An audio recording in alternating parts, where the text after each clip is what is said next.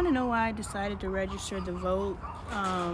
It's because I realized that this has nothing to do with politics. It has everything to do with people. It was finally explained to me in a way that I realized that all of these laws and policies in my day-to-day life is impacted by who's in office. My ability to walk down the street without being harassed because there is a law stopping people is not politics, people. I think because they put it all under this politics or political umbrella, we disassociate from the people piece of it because it's politics. We don't talk about politics, but can we talk about people? Under Trump's America, I started carrying a gun because I didn't feel safe walking down the street. We are in Trump's America again. I'm happy I still got my blam blammer. But interesting enough, soon as we went into Biden's America, I suddenly felt safe again. They stopped randomly shooting us all of a sudden because there was a new sheriff in town. So that goes back to the point, these particular laws somehow keep these people in order. I'm not gonna lynch you because there is a law on the books that says lynching is against it. But y'all gonna repeal that law and I got my rope waiting. It's really weird. The law-abiding citizen is the reason why someone like me can accidentally bump into somebody who doesn't look like me and not end up hanging from a tree. Now I get it, it's 2024, but in the efforts to make America great again, I'm not sure how far back in history we gonna go. They already took my reproductive rights away. So now when we start looking at politics this way and we start looking at the people of it, maybe we could start getting involved. And that's why I registered. That's why I phone banked. That's why I canvassed. And that's why I will continue to be involved and I will continue to raise my children understanding that not them, not me, but our future is dependent on our ability to show up for ourselves. If there's not one person that looks like us in the room, how do we think we have a voice? Even George Washington was like, we gonna free them, but we ain't gonna give freedom. It took people that look like me to keep fighting and pushing and dying for our right to take the freedoms that we have today for granted. The freedom to be an active, registered voter and still choose not to vote. The freedom to believe that our biases should be the reasons why we cast a ballot. So I just wanted to make the point that they already know the trends. They already know how these elections are going to go. It seems like the people are the only ones confused, but they study the numbers and they know even though people are gonna be like, yeah, I'm gonna do it. We know 99% of the time when someone says, yeah, I'm gonna do it, they're not really going to do it. So even if someone said, yeah, I'm gonna go and I'm gonna vote.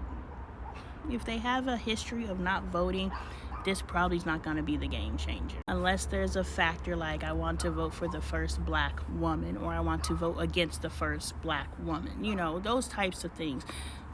Different conversation. But what we can do is start raising our children to understand that their rights, their freedoms, the rights and the freedoms of their future generations, all of these different things are in the hands of these people who don't look like us, don't think like us, don't care about us, and would rather see us in chains or in a grave than see us experience the same rights that they do.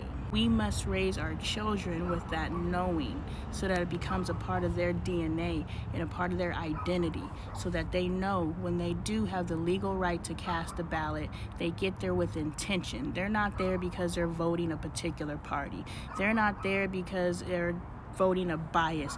They're there protecting the freedoms and ensuring that we eventually in this God-forsaken country receive equality. Now I know God's doing a thing. Yeah, those Trumpers trumped.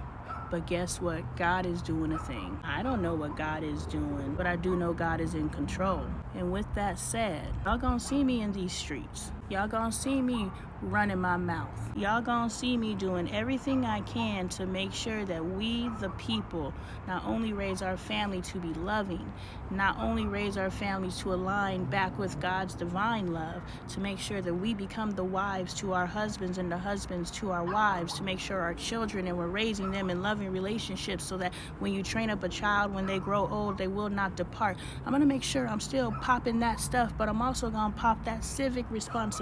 Yo, I am long-term subbing for a woman who had a miscarriage, was denied the right to get a D&C,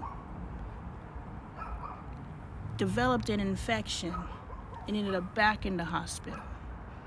Almost took her life. That's who I'm subbing for. This is the world we live in. And I don't know where this world is headed, but we the people can get in front of it. We've got to get into the streets. We've got to get educated. Pick up the books. Know who our ancestors are. Getting to know what the civil rights movement was, myself included. I know what they taught me in school. It wasn't a part of what I learned. Anything I know, I had to seek out myself, and I wasn't that curious, but I know now.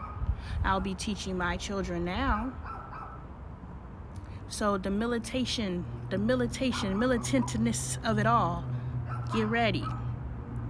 Because we must know that just as much as we learn and teach our children everything else, we must teach our children how to protect our rights. Somewhere up there, they did not teach us. And we're back in Trump's America because of it.